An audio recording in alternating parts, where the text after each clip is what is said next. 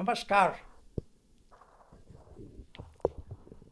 Captain Sinha podcast के हमारे आज के मेहमान हैं डॉक्टर नरेंद्रनाथ पांडे।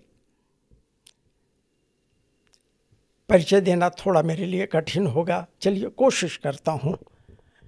फिजिक्स में एमएससी करने के बाद इन्होंने हिंदी में डीलिट किया। आचार्य थे बीएन कॉलेज में फिजिक्स डिपार्टमेंट में, लेकिन इसके अलावा नाटक में, लिखने में, पुनः फिल्म इंस्टीट्यूट से योग्यता हासिल करने में और तरह तरह के कामों में, इतनी चीज़ों में इनकी अभिरुचि है कि बेहतर होगा अगर ये अपना परिचय थोड़ा खुद से दे, क्योंकि मुझसे सब कुछ छूट जाएगा। आधी दर्जन से ज़्यादा तो ये किताबें लिख चुके हैं। किसका किसका वर्णन करूं, किसे छोड़ूं।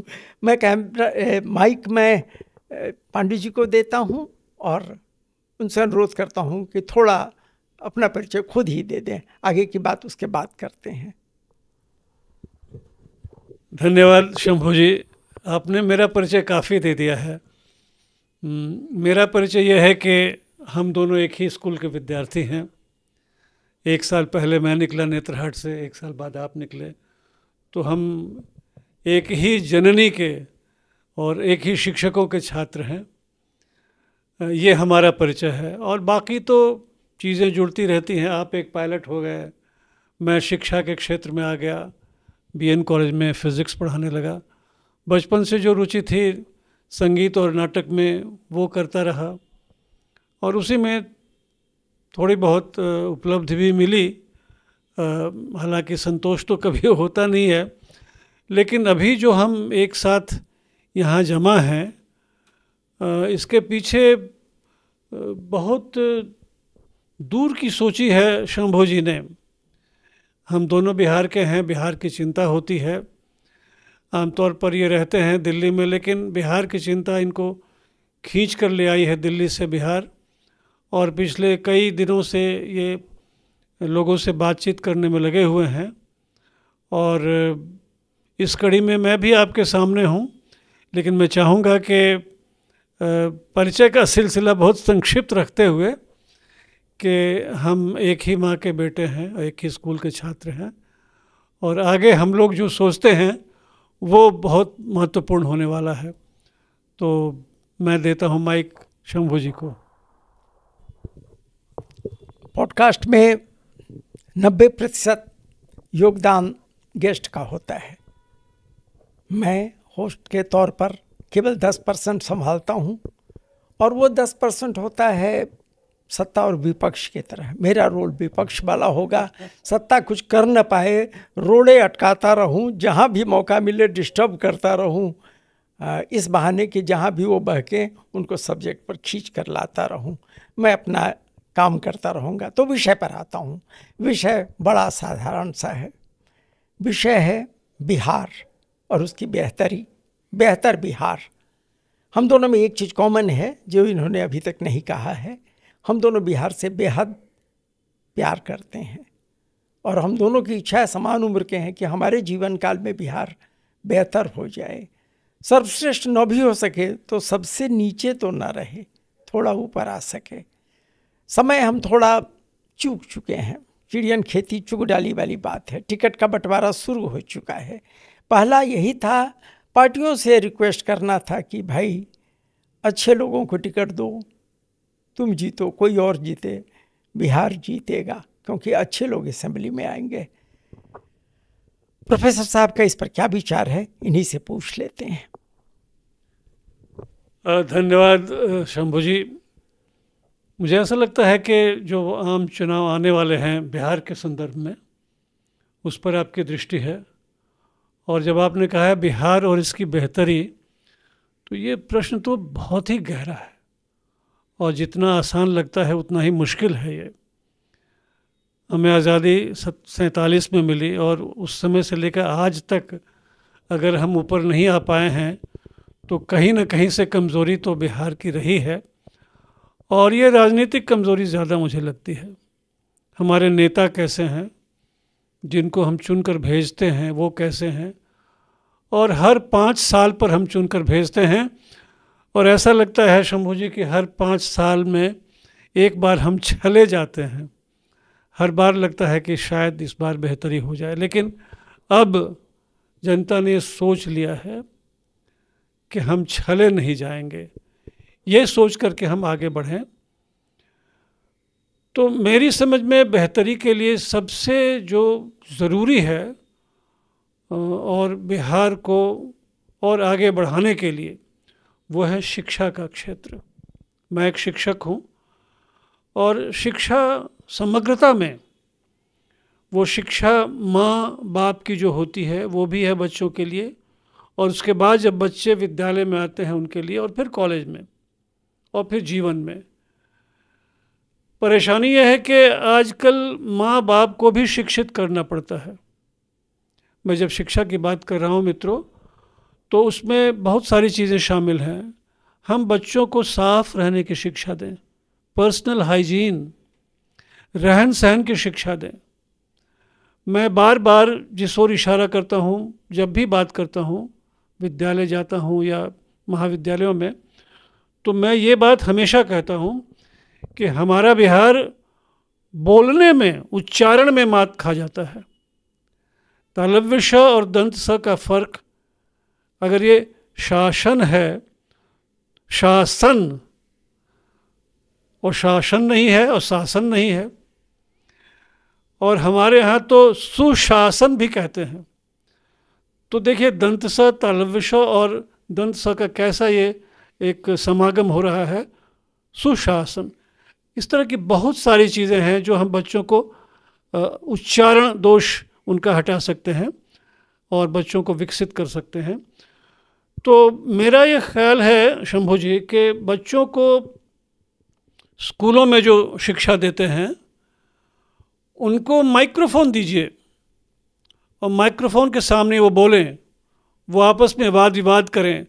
बोलने से एक आत्मविश्वास बढ़ता है। जब माइक हाथ में आ जाता है ना, तो बच्चा भी एक सहम कर बोलता है कि हम जो बोल रहे हैं वो ज़माना सुन रहा है। मैं बहुत छोटी सी बात कर रहा हूँ, हाइजीन की बात कह रहा हूँ। बच्चे साफ़ सुथरे स्मार्ट दिखें स्कूलों में, यहाँ से शुरुआत हम करते हैं।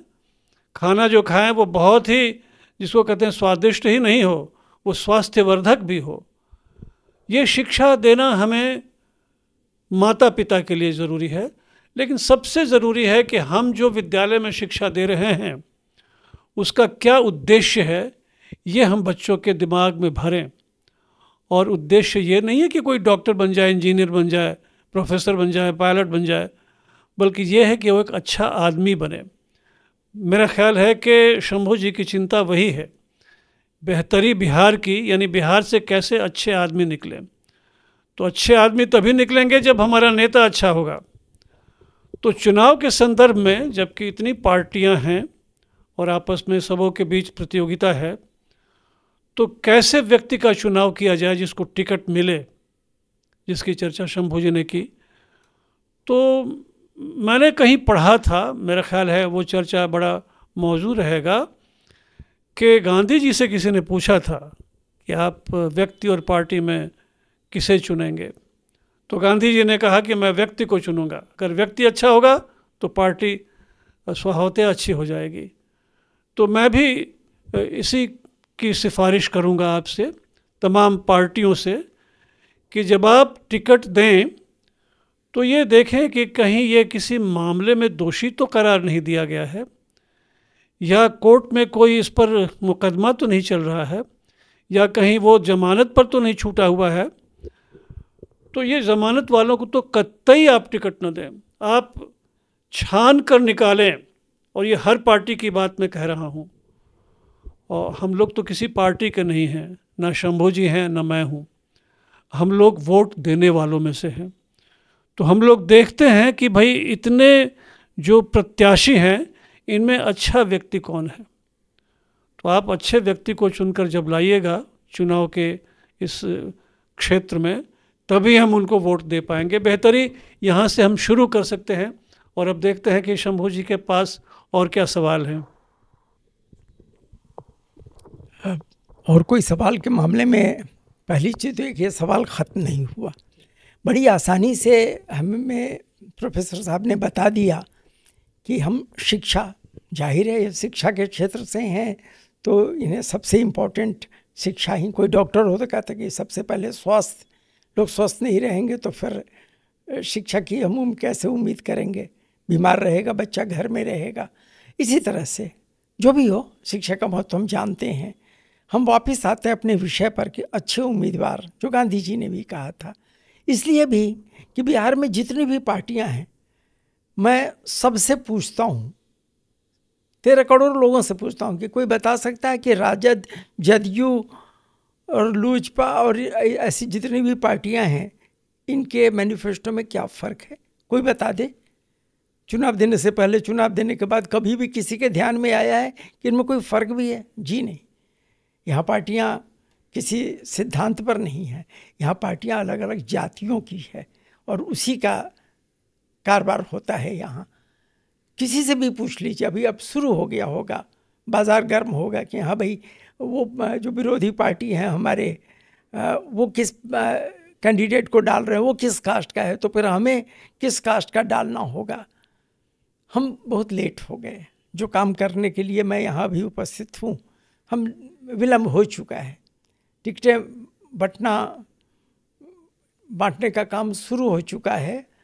और चलिए अब हम दूसरे सवाल पर आते हैं कि कुछ छोटी चीज़ें जिन पर कोई बात नहीं करता है, उस पर कब बात होगी और कैसे बात होगी।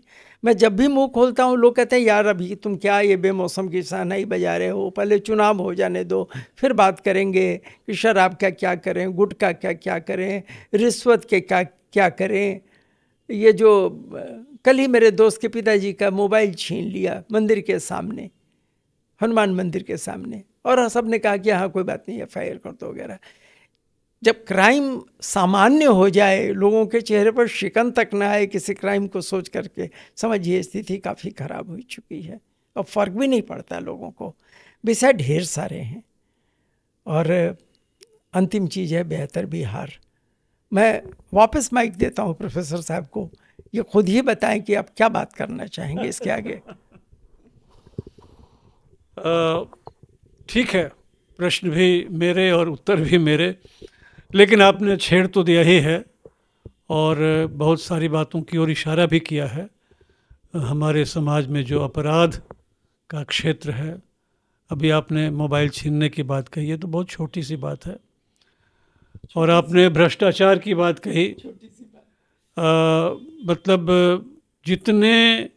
जितनी चीज़ें हैं जो आ सकती हैं उनमें ये दो चार बहुत ही, हम जिस रास्ते पर चलना चाहते हैं उस पर चलना इतना आसान नहीं है, बहुत कठिन है डगर पनघट की।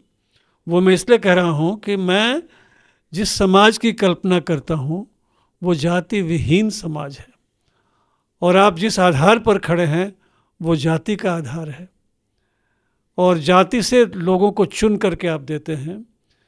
तो इसके बाद मेरी समझ में नहीं आता है कि हम कैसे आपको बताएं कि जाति से ऊपर उठिए। अगर आपके समाज में ऐसा लगता है, आपके गांव में कोई ऐसा व्यक्ति है, हो सकता है कोई ऐसा शिक्षक हो वहाँ पर, शिक्षक मैं इसलिए नहीं कह रहा हूँ कि मैं शिक्षक हूँ, हो सकता है कोई डॉक्टर हो वहाँ पर, हो सकता है कोई वैद्य हो वहाँ पर, जिसको सारी दुनिया मानती है कि एक बहुत अच्छे आदमी है, तो फिर उस गांव में अगर किसी विशेष जाति का बाहुल्य भी है तो आप जाति वाले को क्यों चुनेंगे? आप उस शिक्षक या उस डॉक्टर या उस वैद्य को क्यों नहीं चुनेंगे? कोई किसान जो बहुत ही प्रगतिशील किसान है लेकिन आपकी जाति का नहीं है, उसको चुनिए ना। गांधी जी की बात पर अगर वो अच्छा होगा तो वो अपनी पार्टी को ज़रूर अच्छा कर लेगा, क्योंकि फिर वो सिद्धांत से समझौता नहीं करेगा। भ्रष्टाचार के लिए मैं क्या कहूँ, इतनी तरह की चीज़ें समाज में व्याप्त हैं। आपकी न्याय प्रणाली पूरी इसलिए है कि जो भ्रष्टाचार करता है उसको सज़ा भी मिले, और इसके बाद भी अगर वो एक ऐसा बल नहीं होता है जहां आप भ्रष्टाचार करना बंद कर दें। आपको कौन सी चीज़ कहती है कि आप किसी बुज़ुर्ग का मोबाइल छीन लीजिए? क्या प्रेरणा देती है? यही ना कि 20 मोबाइल छीन लेंगे और उसके सिम कार्ड हम बदल लेंगे तो हम नए तरह से क्राइम करेंगे, यही ना? तो बगैर क्राइम किए हुए आप नहीं चलते। क्रिमिनल तो भागता रहता है पुलिस से। क्रिमिनल की एक ही ज़िंदगी होती है, भागना। आप भागना क्यों चाह रहे हैं? कोई भी क्रिमिनल भागने को क्यों पसंद करता है? वो इसी समाज में रहे। देखिए, कोई बच्चा जन्म से ख़राब नहीं होता है। हर माँ को अपना बच्चा प्यारा लगता है। उस बच्चे को अच्छी शिक्षा अगर मिलेगी, अच्छे विचार उसके मस्तिष्क में दिए जाएंगे, तो उसके दिमाग में अपराध भाव नहीं आएगा। वो अगर देखेगा कोई भी आदमी जिस कार्यालय में काम कर रहा है कि हमारे जो ऊपर के अधिकारी हैं वो बड़े ईमानदार हैं, तो वो बेईमानी करने में डरेगा। देखिए, मन में विचार कुत्सित आ सकते हैं। मैं ये नहीं कहता कि आप बिल्कुल भगवान की तरह हो जाएं, लेकिन आप ईमानदार तो हो सकते हैं। ईमानदारी ऐसी चीज़ है जो सबको मिली हुई है अंदर से, वो जानबूझकर बेईमान बनता है। मेरा मतलब सिर्फ ये है कि अच्छे आप सभी हैं, सभी लोगों में अच्छाई है, बुराई के लिए कोशिश करनी पड़ती है। मैं हमेशा कहता था कि भाई जहाँ मैं हूँ, चाहे स्कूल हो चाहे कॉलेज हो, मैंने कहा फर्स्ट डिवीज़न पाना तो बहुत आसान है, यहाँ मुश्किल तो फेल करना है। तो आप फेल क्यों करना चाहते हैं? आप फेल क्यों होते हैं? आप समाज में आइए और लोगों को महसूस हो, लोग कहें कि हाँ, इस बार हमारे प्रतिनिधि आप रहेंगे। हमने पिछले 75 वर्ष में 78 वर्ष में देख लिया और अब हम इंतज़ार करना नहीं चाहते हैं। ये बिहार की बेहतरी का सवाल है। बिहार किसी ज़माने में, अब इतिहास की बात करने में तो फिर यही होगा कि आप चाणक्य का नाम लेंगे, चंद्रगुप्त का नाम लेंगे, अशोक का नाम लेंगे, लेकिन इन्होंने वो आदर्श प्रस्तुत किया था जिसके पीछे हमें चलना चाहिए। उस आदर्श को याद कीजिए। आप बहुत बड़े माँ बाप की संतान हैं, ये सोचिए। एक बिहारी 100 पर भारी ऐसे ही नहीं है। बिहारी के पास बहुत बड़ी चीज़ है और वो है उसका दिमाग।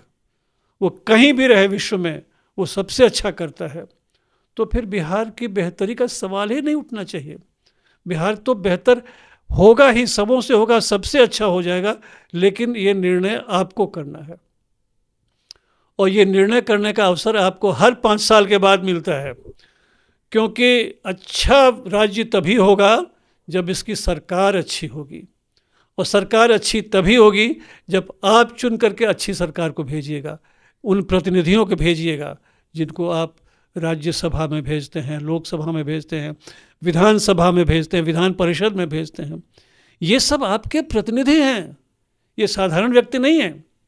अगर एक आम सड़ा रहेगा किसी टोकरी में तो सारे आम को ख़राब कर देगा, ये जान लीजिए। इसलिए मेरा अपना ख्याल है कि इस बार सोच समझ के, शंभू जी बता रहे थे कि टिकट का बंटवारा शुरू हो चुका है, लेकिन मुझे लगता है कि अभी भी समय है। और आप कोशिश कीजिए कि आप जिनको भी भेजें, कोई भी पार्टी हो, मैं किसी पार्टी की बात नहीं कर रहा हूँ, सारी पार्टियों का अपना एक सिद्धांत है। हाँ, जो पार्टियां किसी जाति पर बनी हैं, समस्या वहाँ पर है, वहाँ आपको जाति से उठना होगा। बहुत ही चतुराई से शंभू जी ने कह दिया है कि ये जो क्षेत्रीय पार्टियां हैं ना, इनका तो आधार ही जाति होता है। मैं उस जाति से ऊपर उठने की बात कर रहा हूँ। अगर आप नहीं उठेंगे तो आप अच्छे लोगों को नहीं भेज पाएंगे, और तब जब आप भेजेंगे और सरकार अच्छी होगी, तब आप सोच नहीं सकते हैं कि आप कितनी प्रगति कर जाएंगे हर क्षेत्र में। वो कृषि का क्षेत्र हो, स्वास्थ्य का क्षेत्र हो, शिक्षा का क्षेत्र हो, उद्योग का क्षेत्र हो, हर क्षेत्र में बिहार सबसे ऊपर रहेगा। अभी तो स्थिति यह है कि बिहार में जितनी मिलें थीं वो भी बंद पड़ी हुई हैं। अभी मैं पढ़ रहा था कहीं मॉर्टन का अपने छपरा ज़िला में था, बहुत अच्छा मिल था।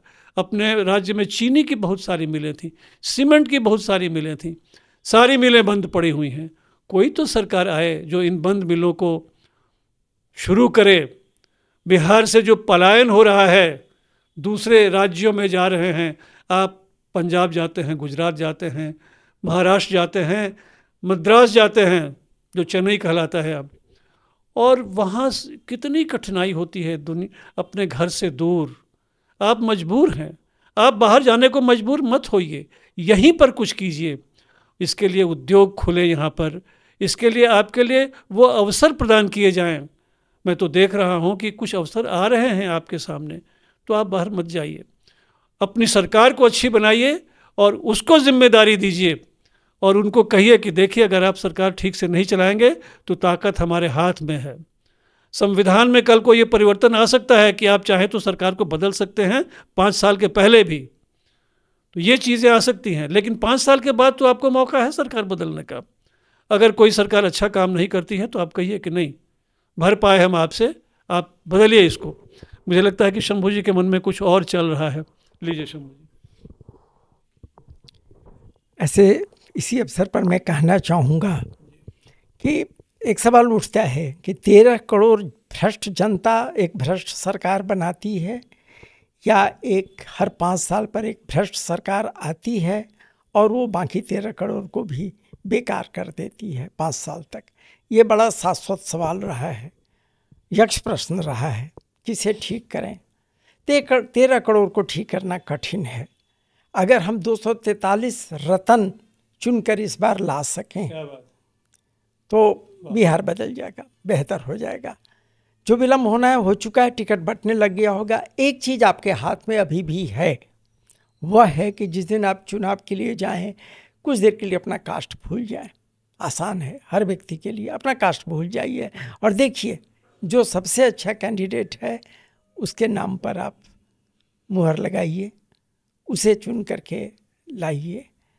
और दूसरी चीज़, मैं अभी पटना में कुछ रोज और रहूँगा, धीरे धीरे मैं अपना फ़ोन नंबर बता देता हूँ, लिख सकेंगे आप। 9811016916। अब आप इस नंबर पर, आपके पास कोई विचार हो जो हम दोनों से अभी छूट गया, जो मेरे बाकी पॉडकास्ट में छूट गया, हिचकिचाइए मत, फ़ोन कीजिए, आ जाइए। बाईं कुर्सी आप ही के लिए बनी हुई है, आइए और जो भी अपना मत हो जाहिर कीजिए। तो हमारे हाथ में कुछ समय अभी बाकी है। बचा खुचा कुछ भी और बचा हो अगर आचार्य जी के पास, तो मैं चाहूँगा कि वो बता दें। छोटी सी चीज़ बची है, जो छोटी सी चीज़ जिसकी ओर आपने इशारा किया था, आपने गुटखा का नाम लिया। ये हम दोनों जब बातचीत करते हैं आपस में तो हम यही कहते हैं कि पूरा देश गुटखामय हो गया है, बड़ों से लेकर छोटों तक। ये कब जाएगा मेरी समझ में नहीं आता है। बहुत सारी चीज़ों पर एक रोक लग गई है, कब इस पर रोक लगेगी ये तो सरकार के ही हाथ में है। केंद्र सरकार भी हो सकती है, राज्य सरकार भी हो सकती है। गुटखा की फैक्ट्री ही अगर बंद कर दी जाए तो गुटखा बनेगा कहाँ से? देखिए, जो आप लेते हैं ना, वो चाहे खैनी का शौक़ हो या आजकल के गुटखा का शौक़ हो। शंभू जी ने एक बड़ी अच्छी बात कही थी कि हम लोग जब रामचरितमानस बचपन में पढ़ते थे तो उसका एक गुटखा होता था। गुटखा मतलब छोटी प्रति जो हाथ में आ जाए। ये गुटखा भी बहुत छोटी चीज़ है, लेकिन इसका असर जो है ना बहुत ही ख़तरनाक है। आप कभी मौका मिले तो आप वैसी फिल्में देखिए जो गुटखा ने किया है, जो उसका असर हुआ है। लोगों के जबड़े काट दिए गए हैं, इधर से कभी इधर से, और पूरा चेहरा ही बदल गया, पहचान नहीं पाएंगे। कैंसर की सबसे बड़ा जो उसका कारण हो सकता है, उसकी जो जड़ है वो गुटखा है। तो मैं तो मौका ले रहा हूँ, चूँकि मैं टेलीविज़न के द्वारा आपसे बात कर रहा हूँ, कि आप इसको न केवल स्वयं छोड़ें बल्कि बच्चों को भी प्रेरित करें। आजकल के बच्चे भी ले रहे हैं। तो तमाम चीज़ें जो नशे की लत लगाती हैं आपको, ये नशा हो जाता है, उसको छोड़िए। देखिए, हमारी शिक्षा में सारा कुछ आएगा। जब हम शिक्षित करेंगे बच्चों को ना, तो हर तरह से करेंगे, उनके बोलने चलने। सरकार की ओर से कोशिश रहेगी आपको सुविधा देने की। जैसे आपको जो मूलभूत आवश्यकताएं हैं, जैसे बिजली है, सड़क है, पानी है, वो जिम्मेदारी सरकार की है। जो आप चुनेंगे तो वो आप कहिए कि देखिए हमारे गांव में सड़क नहीं है, या सड़क है तो टूटी है, या ऐसी सड़क है जिसमें सड़क है कि गड्ढा है ये पता नहीं चलता है कि गड्ढे में सड़क है या सड़क में गड्ढा। ऐसी बहुत सारी स्थितियां हैं। ऐसे ही स्कूल में अगर पढ़ाई नहीं हो रही है तो वहाँ आप कहिए अपने जो भी आपके प्रतिनिधि हैं कि भाई हमारे विद्यालय में शिक्षक आ रहे हैं या नहीं आ रहे हैं, या वो खुद शिक्षित नहीं हैं, तो उनको भी प्रशिक्षण की ज़रूरत है। अच्छे शिक्षक होंगे तो अच्छी शिक्षा होगी, ये हमेशा हम महसूस करते हैं। अच्छे प्रतिनिधि होंगे आपके तो अच्छी सरकार बनेगी। देखिए, आपके पास ही वो विकल्प है कि आप कैसी सरकार देते हैं। बेहतरी के लिए आपकी जो पसंद है वो भी इस बार बेहतर कर दीजिए। जैसा कि शंभू जी ने इशारा किया कि आप जब देने जाएंगे आपको मालूम है कि कौन कौन लोग खड़े हैं, आपको ये भी मालूम है कि उसमें सबसे अच्छा व्यक्ति कौन है। छोड़ दीजिए वो किसी भी पार्टी का हो, छोड़ दीजिए वो किसी जाति का हो, आप उसको चुन लीजिए और एक बार भेजिए बिहार में अच्छे लोगों को, सब लोग मिल करके भेजिए। ये निश्चय कर लीजिए कि हमको इस बार बिहार को देश का सबसे अच्छा राज्य, सबसे विकसित राज्य बनाना है, या ऐसा राज्य जो विकास की राह पर हो, तो ये मुश्किल नहीं है। तो मेरा ये विनम्र निवेदन है कि आप अच्छे लोगों को चुनिए। जो गांधी जी ने कहा था वही रास्ता सबसे अच्छा है। व्यक्ति अच्छा होगा तो पार्टी भी अच्छी हो जाएगी।